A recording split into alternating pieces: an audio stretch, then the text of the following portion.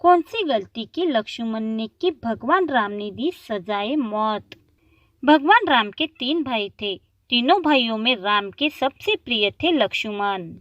लक्ष्मण भी राम का बहुत आदर करते थे, इसलिए जब भगवान राम वनवास के लिए जाने लगे तो लक्ष्मण भी हट करके राम के साथ वन गए।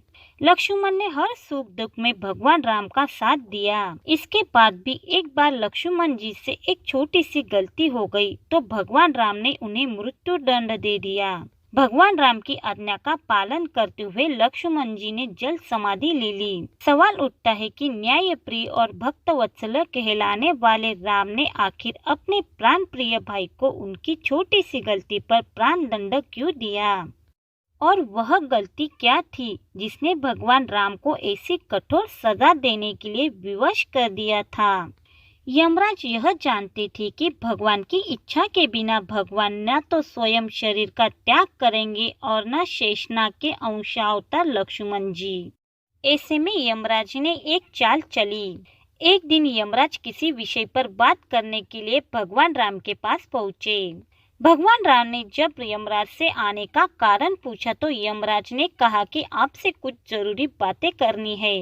भगवान राम यमराज को अपने कक्ष में ले गए। यमराज ने कहा कि मैं चाहता हूँ कि जब तक मेरी और आपकी बात हो उस बीच कोई इस कक्ष में नहीं आए। यमराज ने अपनी बात को आगे बढ़ाते हुए कहा कि अगर कोई बीच में आ जाता है तो आप उसे मृत्युदंड देंगे। भगवान राम ने यमराज की बात मान ली और यह सोचकर कि लक्ष्मण उसके सबसे आज्ञाकारी है, इसीलिए उन्होंने लक्ष्मण जी को पहरे पर बैठा दिया। यमराज और राम जी की बात जब चल रही थी उसी समय दुर्वासा ऋषि अयोध्या पहुंच गए और राम जी से तुरंत मिलने की इच्छा जताई। लक्ष्मण जी ने कहा कि भगवान राम अभी यमराज के साथ विशेष चर्चा कर रहे हैं।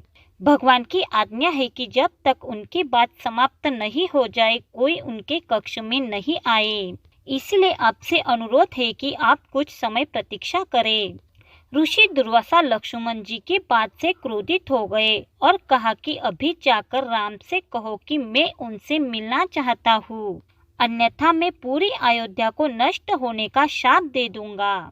लक्ष्मण जी ने सोचा कि उनके प्राणों से अधिक महत्व उनके राज्य और उसकी जनता का है, इसीलिए अपने प्राणों का मोह छोड़कर लक्ष्मण जी भगवान राम के कक्ष में चले गए।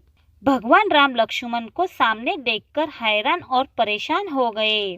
भगवान राम ने लक्ष्मण से पूछा कि यह जानते हुए भी कि इस समय कक्ष में प्रवेश करने वाले को मृत्युदंड दिया जाएगा, तुम मेरे कक्ष में क्यों आए हो। लक्ष्मण जी ने कहा कि दुर्वासा ऋषि आपसे अभी मिलना चाहते हैं, उसके हट के कारण मुझे अभी कक्ष में आना पड़ा है। राम जी यमराज से अपनी बात पूरी करके जल्दी से ऋषि दुर्वासा से मिलने पहुँचे। यमराज अपनी चाल में सफल हो चुके थे।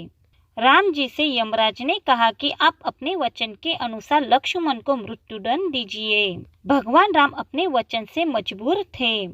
राम जी सोच में थे कि अपने प्राणों से प्रिय भाई को कैसे मृत्युदंड दिया जाए। राम जी ने अपने गुरु वशिष्ठ जी से इस विषय में बात की तो गुरु ने बताया कि अपनों का त्याग मृत्युदंड के समान ही होता है, इसलिए आप लक्ष्मण को अपने से दूर कर दीजिए, यह उसके लिए मृत्युदंड के बराबर ही सजा होगी। जब राम जी ने लक्ष्मण को अपने से दूर जाने के लिए कहा तो लक्ष्मण जी ने कहा कि आपसे दूर जाकर तो मैं यूं ही मर जाऊंगा, इसीलिए अब मेरे लिए उचित है कि मैं आपके वचन की लाज रखूं। लक्ष्मण जी भगवान राम को प्रणाम करते राजमहल से चल पड़े और सरयू नदी में जाकर जल समाधि ले ली। इस तरह राम और लक्ष्मण ने दोनों ने अपने अपने वचनों का और कर्तव्य का पालन किया। इसीलिए कहते हैं कि रघुकुल रीति सदा चलती आई, प्राण जाए पर वचन न जाए।